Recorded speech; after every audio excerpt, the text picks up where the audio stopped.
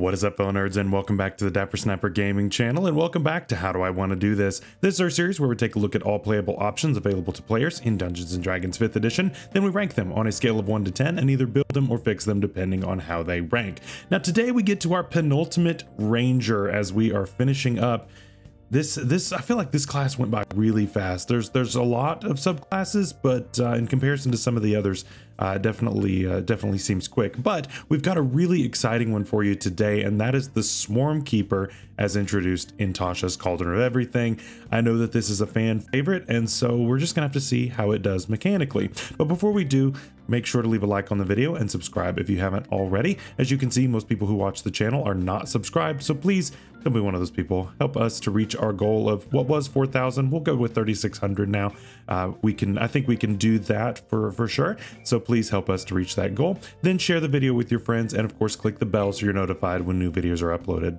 So what is a Swarmkeeper Ranger, right? It's very different sounding than the others, right? You've got Horizon Walker, you've got Beast Master, right? And then this is Swarmkeeper. I think it just invokes a much different feeling, and that's very true when it comes to how it works mechanically as well. With this, you control a small swarm of animals, creatures, whatever it is that you want to control. You get a lot of wiggle room here with what it is that is part of your swarm. And I think that is one of the best aspects of this subclass, is that it's super open-ended on what you want to do. You want to have a bunch of little bugs? That's fine. You want to have a bunch of cats? That's fine. You want to have ferrets? You want to have bats? You want to have whatever? That's fine. So my sister, when we did Straw not too long ago, she played one of these and she had bats. She had taken control of some of the bats in Barovia and used those to her advantage, and she had a great time. That character was super fun, and I think that it leaves a lot of potential for fun. But we're gonna have to take a deep dive here just to see how it does mechanically compared to the others. So let's do it.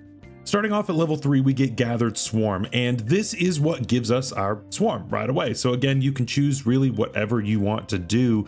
You can be the crazy cat lady who has a ton of cats that are all over you at one time. You can have the bats, you can have bees, you can have really whatever you want. It's very open-ended. It tells you could do swarming insects, twig blights, birds, or pixies. For me as a DM, I'm going to be way more open-ended than that. Just basically anything that's pretty small and you want to have a ton of them, I'm going to allow that personally. And I'm sure most DMs probably are going to do that as well, just for the sake of fun. So really go wild with that. And I think that that's really cool. But mechanically, what these do is they allow you to do one thing once per turn as part of your attack. So with this, once per turn, you can use your swarm to assist you in one of these ways immediately after you hit the creature with an attack. You can deal extra damage equal to a d6. You can try to push the target 15 feet in any horizontal direction, but that does require a strength saving throw failure. Or you can move yourself 5 feet horizontally, whichever way you want to go. Each of these features are really good, actually. So dealing extra damage, that's always going to be a good thing, right? But then let's talk about the others, right? We've got forced movement, possibly, of course, pending a failed strength saving throw, but that's still not bad, right? You can get somebody away from you, especially if it's a melee character that maybe has reach. You can push them away from you and then you get out of there, right? Or if the creature doesn't have reach, you pull yourself 5 feet away and you're out of jail free. You don't have to worry about taking an opportunity attack in that case. So any of these movement options really are useful. And then of course, extra damage is extra damage.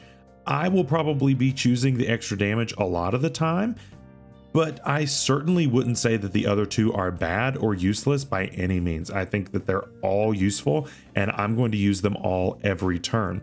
One great standout about this is that this really makes sure that you feel the subclass that you're playing. And what I mean by that is you say, you know, I'm this turn, all my bees go and take a big bite out of whatever it is, and you deal a little bit of extra damage, or my bees pick me up and carry me away. You know, you get that flavor every single turn rather than it just being, well, I deal an extra d6 or I deal an extra d8, right? That's kind of boring, right? This gives you a lot of fun ways to mix things up and really just have fun with it while still being pretty effective. So I like this. I think it's a lot of fun. So for a third level feature, this is a 9 out of 10. I think it's really, really good. Yes, it's only once per turn, but the flexibility and the viability of each of these features really stands out to me. And I think that it's something you're going to use constantly, and it's going to be giving you amazing benefits every single time. Next up, Swarmkeeper magic. And of course, like I've said before, every subclass that is not from the PHB or from the Fizzbands book gets an expanded spell list. And so this is actually a pretty decent list. First of all, we get Mage Hand right off the bat, which is really, really good. And when we do cast it, it actually takes the form of whatever our swarm was, which is really neat. We also get Fairy Fire, Web, Gaseous Form, Arcane Eye, and Insect Plague. Overall, this list is very much above average. Is it the best list that we've seen out of a Ranger? No, but it is far from the bottom, I would say. Getting Mage Hand for free is amazing, especially as a Ranger. I love that. Fairy Fire, one of the best first level spells that you can get. Web, one of the best second level spells that you can get.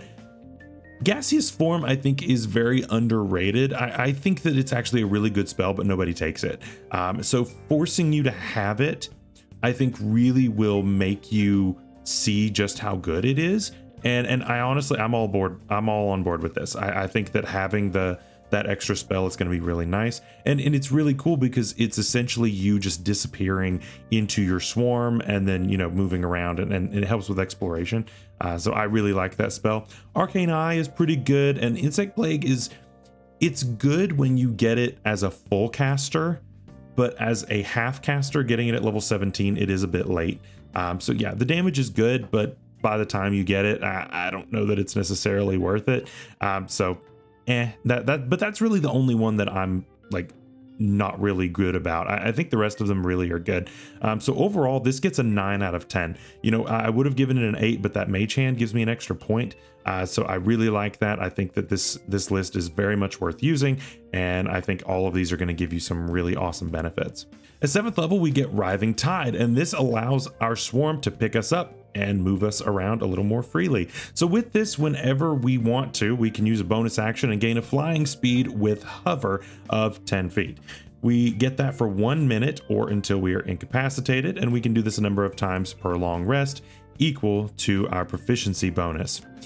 This feature was almost great. Now, I'm not going to say that this feature is bad. Flight is always going to be good. However, 10 feet is very limiting, right? Especially since this is the same book that gave us the Twilight Cleric and the Genie Warlock, which we haven't covered just yet, but both of those get flying speeds, and they're not 10 feet, they're 30. And that to me makes it super weird that they only gave this a 10-foot flying speed. I know that it's because the swarm is tiny and maybe they're not strong enough to move you around and everything, but I don't know. I feel like mechanically speaking, yes, we're going for flavor here, but mechanically speaking, it just really, it's just artificial nerfing. It's making it a lot worse than what it should be in order to just kind of go along with what the other subclasses that you introduced in the same book have.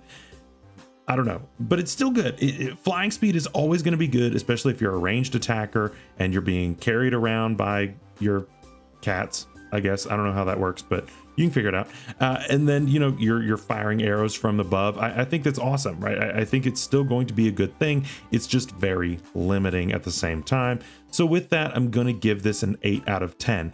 I would love to give a flying speed a lot higher, and typically I would, but that 10-foot range is just a little too small for me to give it any higher. At level 11, we get Mighty Swarm, which is just a buff to Gathered Swarm that we got back at level 3. So our damage now increases to a D8. We can now knock the enemy prone if we push them, and if we are moved by the swarm, we now get half cover, which is essentially just +2 AC. You know, we talked about how good this feature was before, and now it just gets buffed. So I mean, come on, this is really, really good. And to me, this is the best way to do subclass design. I've mentioned this a million times in my earlier videos, that when you design a subclass, it needs to improve upon itself all the time. Having a bunch of random things that you can do is cool and all sometimes, but those features have to be really, really good in order for it to work. My preference is to get a few features that are really good and then improve them as you go. And that's exactly what this does. So to me, this is design 101. This is how you do it in order to make an effective subclass that is really, really fun. And like I said, this is going to be one of your most fun features to use. And so it getting buffed only makes it feel that much better. So to me, this takes us to a 9 out of 10. Yes, knocking someone prone may not always be the best if you are a ranged character, but at the same time, you just knock them next to your barbarian or your fighter and who cares? You're good, right? So there are definitely ways that this can be used that make it feel very effective. Getting half cover is nothing to sneeze at, especially when you're going to be somebody that has a high dexterity. So you're going to have a decent AC. That half cover can definitely make the difference. And so I'm all for all of these changes. Finally, at level 15, we get Swarming Dispersal, and we take a note out of Bayonetta's book from Smash Bros. And we actually are going to be able to throw our swarm in the way of danger and then get the heck out of there. So how does that work? Whenever we are hit with an attack, we can use our reaction to give ourselves resistance to the damage that we took. We then vanish into the swarm and can teleport up to 60 feet away and reappear. We can do this a number of times per day, equal to our proficiency bonus. So this is basically from Smash Bros in Bayonetta when you miss the the witch time and the little bats come out instead and you take like half damage. That's essentially what this is. And it's really good, actually. It's a free teleport as a reaction. You also get resistance to the damage that you were taking anyway. This is worth it to me. I think that's really good. Is it the best thing out there? No, but like it's really good, and proficiency bonus times per day is probably going to be plenty. During Tasha's, they went through this phase of doing proficiency bonus times per day. I don't hate it. I like proficiency bonus times per day, but usually it does kind of encourage crazy multi-classing, and so they kind of pulled back away from that afterwards.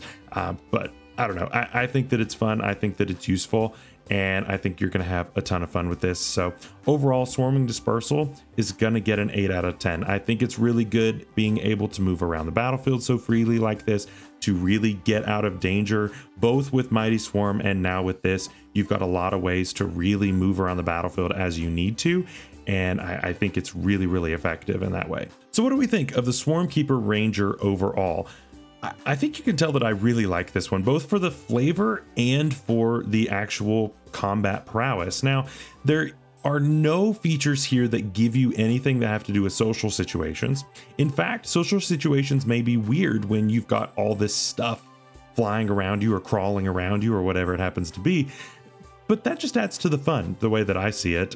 You get Gaseous Form, which can help with exploration. Outside of that, it's really very combat heavy, but it does the combat well enough to where I think that this gets a really good ranking. It's pretty front loaded, but that's not a bad thing, because then when you get to 11 and 15, you essentially are just building off of the features that you've gotten earlier, which I think is the correct way to do things. And so this is just a really well designed subclass. My only real gripe with it is the 10-foot flying speed at level 7. If that had been 30 feet, I think this would be a 10 out of 10. But because it's not, I've got to drop it down to a 9. And so that is where we are going to land this week. So obviously this is a huge success, and we're going to be building one later this week. After having to fix 2 in a row, it's nice to go back to actually doing builds, and so we will have a lot of fun doing that. So make sure that you are subscribed so you don't miss any of my future build guides, any of my future rankings, or any of my UNPL content. My first week of playoffs is this week, and I am looking forward to getting into that. Till next time, stay safe out there, stay healthy, we'll see you later. Bye-bye.